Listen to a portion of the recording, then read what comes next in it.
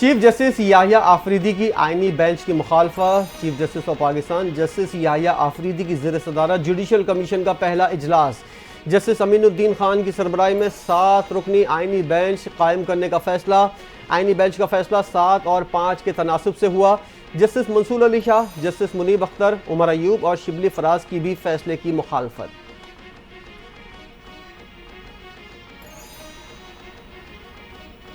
26ویں آئینی ترمیم کے بعد جوڈیشل کمیشن کا پہلا اجلاس کا اعلامیہ جاری۔ Chairman judicial commission chief justice Yahya Afridi نے اجلاس کی صدارت کی۔ جوڈیشل کمیشن کا اجلاس آئین کے مطابق جاری رکھا جا سکتا ہے۔ آئینی بینچ کے سربراہ جسٹس امین الدین خان ہوں گے۔ 4 صوبوں کی نمائندگی کے لیے بینچ کے ججز کی 2 ماہ کے لیے منظوری دی گئی۔ اعلامیہ جاری۔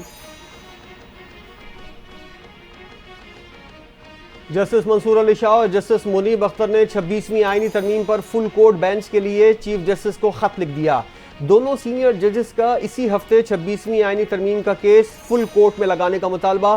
خط میں کہا گیا ہے کہ 4 نومبر کو آئینی ترمیم کے خلاف درخواستوں کی سماعت مقرر کرنے کا حکم دیا جائے۔ فیصلے سے متعلق رجسٹرار آفس کو آگاہ کر دیا گیا، جس پر عمل درآمد لازمی قرار۔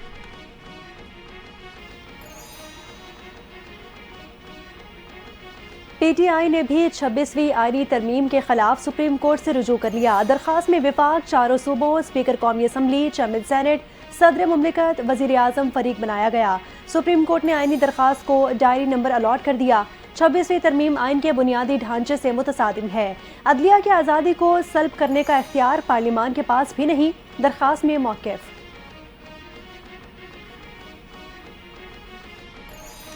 چیئرمین پیپلز پارٹی بلاول بھٹو زرداری کے حکومت سے گلے شکوے۔ جوڈیشل کمیشن میں نون لیگ اور پیپلز پارٹی کی مساوی نمائندگی کا وعدہ پورا نہیں کیا گیا۔ بلاول بھٹو زرداری نے بطور احتجاج گزشتہ ہفتے جوڈیشل کمیشن سے اپنا نام واپس لیا۔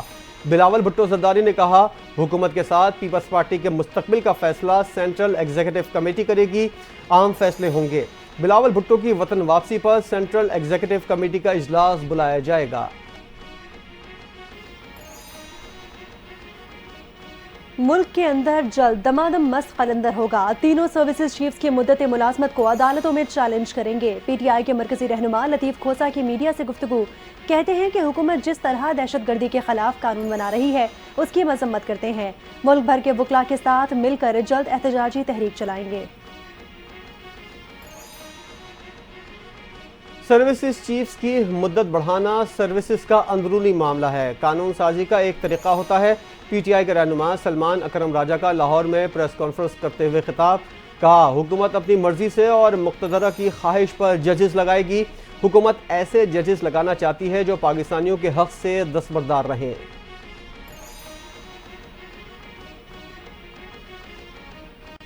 کل پارلیمنٹ کی تاریخ کا سیاہ دن تھا۔ حکومت نے قوانین کی معطلی کے ذریعے اہم قانون سازی پاس کی۔ پیپلز پارٹی کے رہنما اور سینئر قانون دان رضا ربانی کی میڈیا سے گفتگو۔ کہتے ہیں کہ منظور شدہ بلز کی عدلیہ مسلح افواج پر اثرات ہوں گے۔ ایسے اقدامات آئین کی خود مختاری کے لیے نہیں بلکہ خوف کا اظہار ہیں۔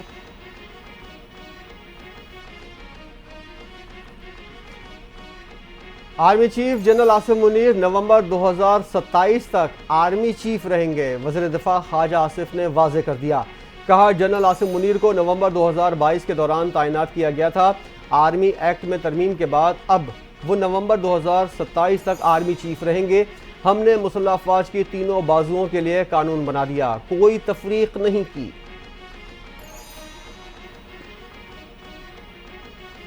آج ہم نے 2 منصوبوں کا سنگ بنیاد رکھا۔ جو منصوبہ 6 ماہ میں مکمل ہونا تھا وہ 3 ماہ میں مکمل ہو جائے گا۔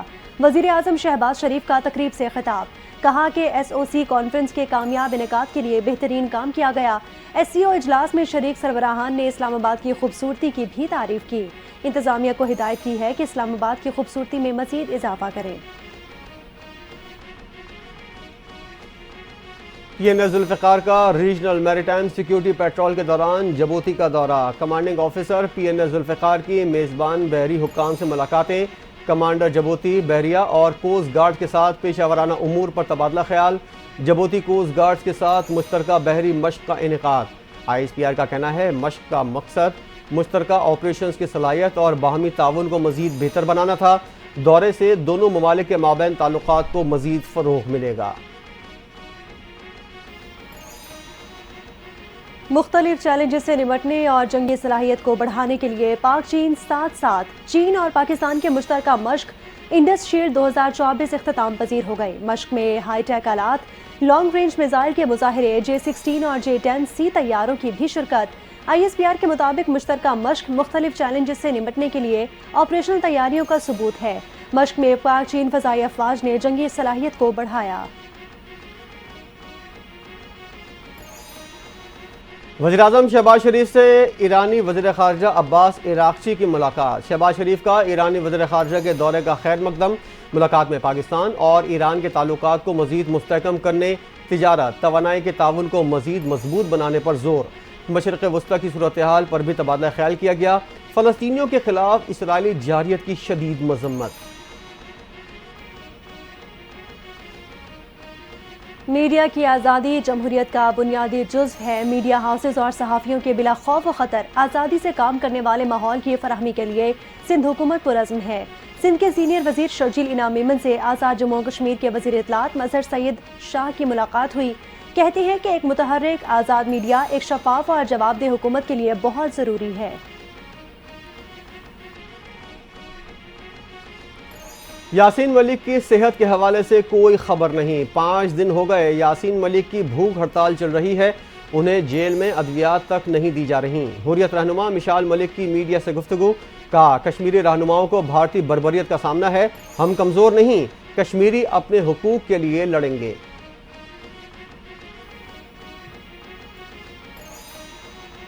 عوام کی صحت کی سہولیات کے ساتھ صحت مند ماحول فراہم کرنا ضروری ہے۔ آنے والی نسل کو صحت کے شعبے میں ہنرمند بنانے میں ہیلتھ سروسز اکیڈمی کا اہم کردار رہا ہے۔ قائم مقام صدر یوسف رضا گیلانی کا اسلام آباد میں بین الاقوامی پبلک ہیلتھ کانفرنس سے خطاب، کہا کہ کلینکل ٹریننگ لیبارٹری سے طبی شعبے میں موجود افراد کو سیکھنے کا موقع ملے گا۔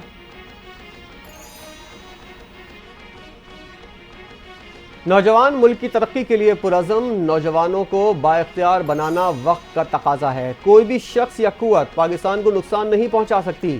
اسلام آباد میں نیشنل یوتھ سمٹ 2024 کی تقریب سے وفاقی وزیر اطلاعات عطا تارڑ کا خطاب، کہا علامہ اقبال کے خواب کو قائد اعظم نے تعبیر دی، نوجوانوں نے قائد اعظم کے کندھے سے کندھا ملا کر آزادی حاصل کی، حکومت نوجوانوں کو سپورٹ کرے گی۔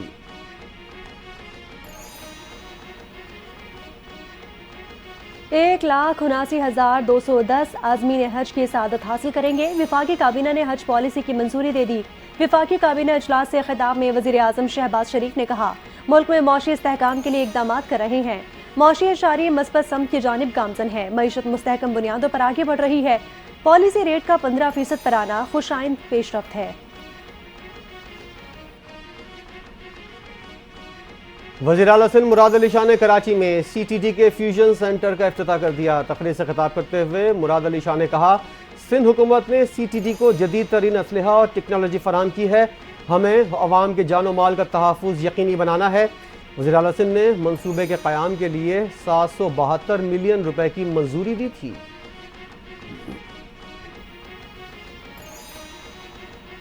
مریم نواز کے دورہ لندن کا پلان تبدیل، آج کی بجائے کل پاکستان سے براہ راست جنیوا جائیں گے۔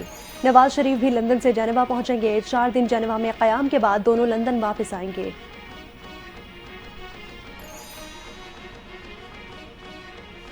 IMF کا پاکستان کے انشورنس سیکٹر میں بہتری کا مطالبہ، سیکیورٹیز اینڈ ایکسچینج کمیشن نے انشورنس سے متعلق 3 مسودہ قانون تیار کر لیے، وفاقی کابینہ نے قوانین منظوری کے بعد پارلیمنٹ میں لایا جائے گا۔ انشورنس سیکٹر کی تنظیم نو سے ملک میں کاروبار کو سہولت ملے گی، صوبوں سے تھرڈ پارٹی انشورنس قانون سے متعلق مشاورت جاری ہے، انشورنس میں اصلاحات سے SECP کو ریگولیٹر بنا دیا جائے گا۔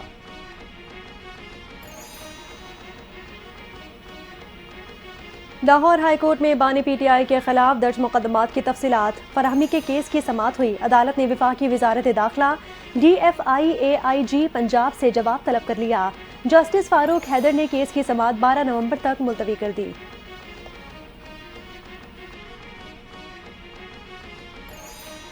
انسداد دہشت گردی عدالت میں 9 مئی جلاؤ گھراؤ کیس کی سماعت، وکیل بانی PTI کی عدم حاضری پر جج منظر علی گل کا اظہار برہمی۔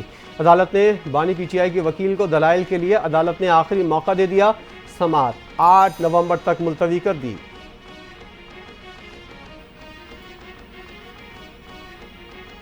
پاکستان تحریک انصاف کے رہنما اعظم سواتی اٹک جیل سے رہا ہوتے ہی ایک بار پھر گرفتار، پولیس نے گرفتاری کے بعد نامعلوم مقام پر منتقل کر دیا۔ رہنما پی ٹی آئی کو تھانہ ٹیکسلا میں درج مقدمے میں گرفتار کیا گیا۔ گزشتہ روز انسداد دہشت گردی عدالت اسلام آباد نے اعظم سواتی کی ضمانت منظور کی تھی۔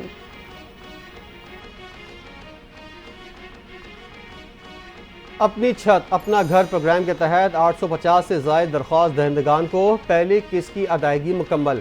مختلف شہریوں کو پروگرام کے تحت گھر بنانے کے لیے 60 کروڑ روپے مل گئے۔ 21 اگست سے 31 اگست تک درخواست دینے والوں کی تصدیق کا عمل مکمل ہو گیا۔ وزیر اعلیٰ پنجاب مریم نواز نے ارکان اسمبلی کو ڈپٹی کمشنر کے ساتھ خود جانے کی ہدایت کر دی۔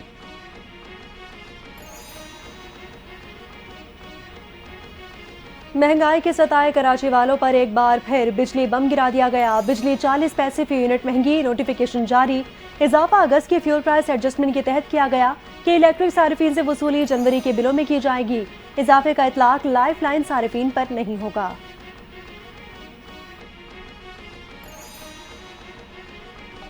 بجلی کی قیمتیں 10 سال تک مسلسل بڑھنے کا خدشہ، خطرے کی گھنٹی بج گئی۔ اسلام آباد میں تھنک ٹینک کی تقریر سے خطاب کرتے ہوئے وفاقی وزیر اویس لغاری نے کہا، موجودہ صورتحال برقرار رہی تو آئندہ 10 سال تک بجلی کی قیمتیں بڑھتی رہیں گی۔ مستقبل میں بجلی کی قیمت مزید ناقابل برداشت ہو سکتی ہے۔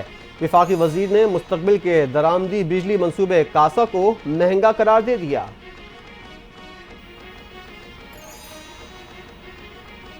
لاہور کو اسموگ کے نئے اسپیل کا خطرہ، دنیا کے آلودہ ترین شہروں میں ایک بار پھر سر فہرست۔ محکمہ ماحولیات نے لاہور کو درپیش نئے مسئلے پر نیا ریڈ الرٹ جاری کر دیا۔ ترجمان کے مطابق آئندہ 24 گھنٹوں میں بھارتی ہواؤں کا رخ پاکستان کی طرف ہوگا۔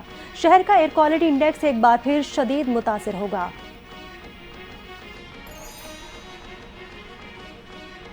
اسموگ کا روگ، پنجاب حکومت کا اسموگ کے تدارک کے لیے ایک اور اہم فیصلہ، 7 نکاتی اسٹریٹجک پلان وزیر اعلیٰ پنجاب مریم نواز کو ارسال۔ عوامی سطح پر گرین کور کی اہمیت اجاگر کرنے کے لیے مؤثر مہم چلانے اور ہاؤسنگ سوسائٹیز میں پارکس اور گرینز کور کم از کم 7% تک لازمی رکھنے کی سفارش۔ ملک میں ایک اور پولیو وائرس کیس کی تصدیق۔ ایمرجنسی آپریشن سینٹر کے مطابق بلوچستان کے ضلع قلعہ سیف اللہ سے تعلق رکھنے والے بچے میں پولیو وائرس کی تصدیق ہو گئی۔ متاثرہ بچہ چند ماہ کا ہے۔ ملک میں پولیو کیسز کی تعداد 46 ہو گئی۔ غزہ میں صہیونی فوج کی بربریت نہ تھم سکی۔ اسرائیلی بمباری میں گزشتہ 24 گھنٹوں میں مزید 102 فلسطینی شہید۔ بیت اللہ میں ایک گھر کے حملے کے نتیجے میں 20 فلسطینی شہید کر دیے۔ فلسطینی شہادتوں کی تعداد 44,000 سے زائد ہو گئی۔ صدارتی محل کملا ہیرس کو کرے گا خوش آمدید یا ٹرمپ کی ہوگی واپسی؟ امریکہ کی مختلف ریاستوں میں صدارتی انتخابات کے لیے ووٹنگ کا عمل جاری ہے۔ 6 مختلف ٹائم زونز ہونے کے باعث مختلف اوقات میں polling. New York, new Jersey, Virginia میں پولنگ صبح 6 بجے سے جاری ہے۔ ہوائی اور الاسکا میں پولنگ 6 گھنٹوں بعد شروع ہوگی۔ صدر کے عہدے کے لیے امیدوار کو کم از کم 240 الیکٹورل ووٹ درکار ہیں۔ امریکی عام انتخابات میں کئی امریکن پاکستانی بھی میدان میں۔ ڈیموکریٹ ٹکٹ پر ٹیکساس سے سلمان لالانی اور سلمان بھوجانی کی پوزیشن مضبوط۔ مشیگن سے عائشہ فاروقی، نیو یارک سے ریپبلکن ٹکٹ پر عامر سلطان امیدوار، پینسلوینیا سے ڈیموکریٹک ٹکٹ پر مریم صبیح امیدوار۔ کانگریس کے لیے واحد امیدوار ایرن بشیر کا پینسلوینیا میں مقابلہ ہوگا۔ امریکی انتخابات پر امن و امان اور الیکشن عملے پر تشدد کے خدشات سے نمٹنے کے لیے غیر معمولی سیکیورٹی اقدامات۔ ریاست اوریگان، واشنگٹن اور نیواڈا میں نیشنل گارڈ فعال۔ خطرات پر نظر رکھنے کے لیے ایف بی آئی نے کمانڈ پوسٹ قائم کر دی۔ 1 لاکھ کے قریب پولنگ سٹیشنز پر سیکیورٹی بڑھا دی گئی۔ پولنگ عملے کے لیے خصوصی مسلح ٹیمیں تعینات۔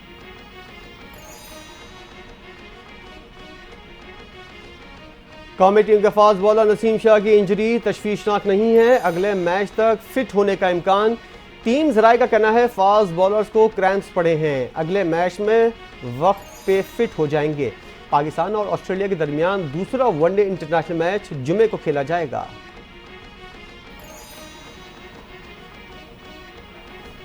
اور آئی سی سی نے پلیئر آف دی منتھ کی نامزدگیوں کا اعلان کر دیا۔ پاکستان سے اسپن بالر نعمان علی بھی پلیئر آف دی منتھ کے لیے نامزد ہیں۔